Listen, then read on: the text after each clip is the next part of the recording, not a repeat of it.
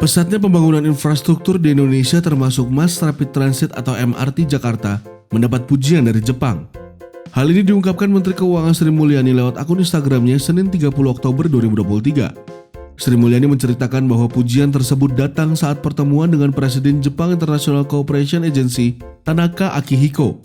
Beliau memuji pengelolaan MRT Jakarta yang sudah kelas dunia dari sisi ketepatan waktu serta perawatan asetnya. Bahkan menurutnya, kita mencapai titik ini jauh lebih cepat dari Tokyo Metro, ujar Sri Mulyani.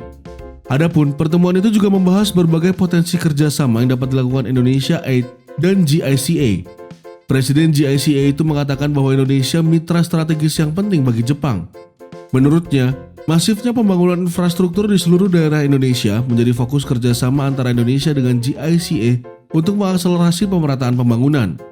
Salah satunya terkait Pilar Indonesia Emas 2045, yaitu pemerataan pembangunan. Di sisi lain, hubungan Indonesia dengan Jepang melalui GICA telah berlangsung selama lebih dari 50 tahun. Keberadaan MRT di Jakarta pun tidak terlepas dari kontribusi GICA.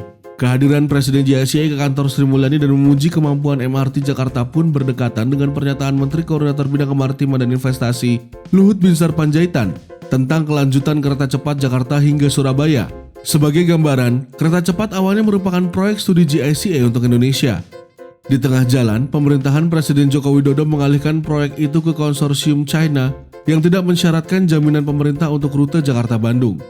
Sedangkan Jepang melalui GICA menuntut jaminan pembayaran dari APBN sebelum proyek dimulai.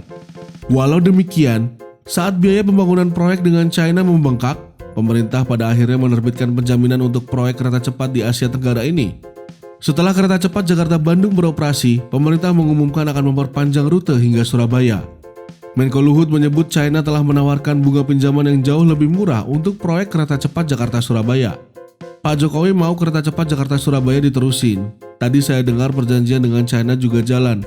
Malah bunganya jauh lebih murah daripada bunga yang ditawarkan banyak negara lainnya, ujar Luhut dalam unggahan video Instagramnya dikutip Minggu 29 Oktober 2023.